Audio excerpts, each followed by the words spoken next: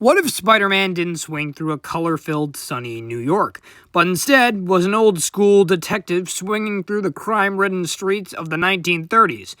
What if Spider-Man also had a revolver?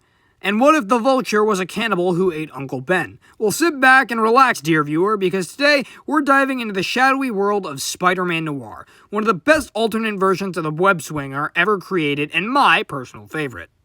Spider-Man Noir first appeared in 2009, Spider-Man Noir #1, published by Marvel Comics.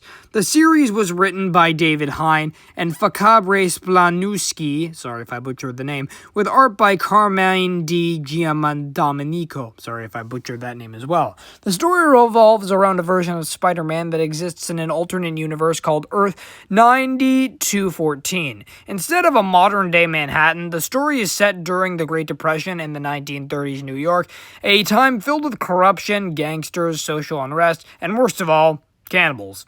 This Spider-Man draws many similarities to Batman due to his dark origin story, black and gray suit, and tendency to do with villains more violently than the usual Spider-Man, who usually just knocks them out and sends them to prison for them to break out 5 minutes later, which is something I really like about Spider-Man Noir. He's a Spider-Man who doesn't let his villains have a breather when he's fighting them. He continuously demolishes them to the point where they're one slap away from meeting their maker. This universe, Peter Parker isn't bitten by a spider during a science experiment. Instead, he's bitten by a mythical spider that crawls out of a strange spider idol. This version of Peter grows up during the economic hardship, and his Uncle Ben is actually a political advocate who seeks out the corruption in politicians and crime bosses, specifically Norman Osborn, who is the leader of the most powerful and ruthless mob boss in New York City.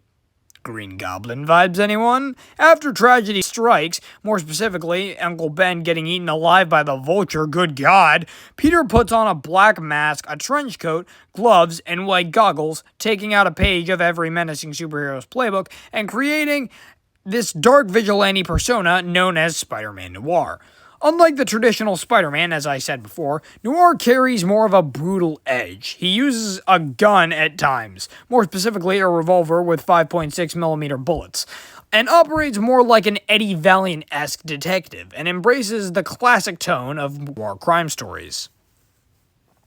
Spider-Man Noir draws heavy inspiration from 1930s pulp fiction and film noir, hence the name. Think smoky alleyways, monologues about justice, and morally gray characters.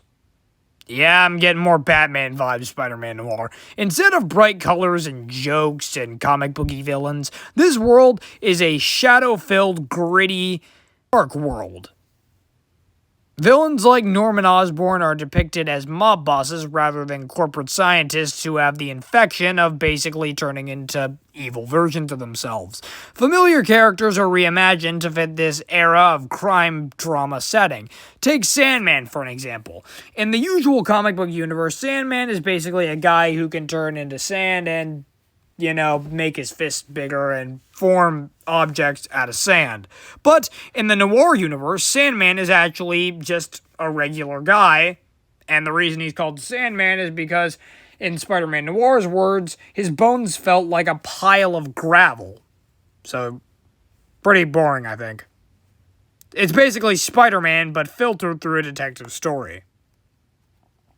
While the original 2009 comic series was short, Spider-Man Noir gained a massive popularity in recent years thanks to later appearances in the 2018 animated film Spider-Man Into the Spider-Verse, and I was one of those fans. I love Spider-Man Noir. In that movie, he was voiced by Superman star Nicolas Cage, who perfectly captures the overdramatic, old-time detective vibe perfectly, like that purple scene. It's so funny. The character quickly became a fan favorite for his black and white animation style and hilariously serious personality. And iconically, his "What is a Rubik's Cube" line became one of the most iconic movie quotes in that movie. He later returned in the sequel, but for a shorter time in Spider-Man Across the Spider-Verse, further cementing his place in the Spider-Man lore, and pretty much his important role in the Spider-Verse trilogy. Spider-Man Noir stands out because he feels different. He's more darker, more intense, and shaped by a harsher world. Yet at his core, he's still Peter Parker, driven by responsibility, loss, and desire to protect the innocent. He still proves that Spider-Man isn't just one story, and that the character can adapt in almost any era or genre, even a 1930s crime thriller. He just needs to get whipped into shape to fit that universe. And yeah, he's basically Spider-Man Batman.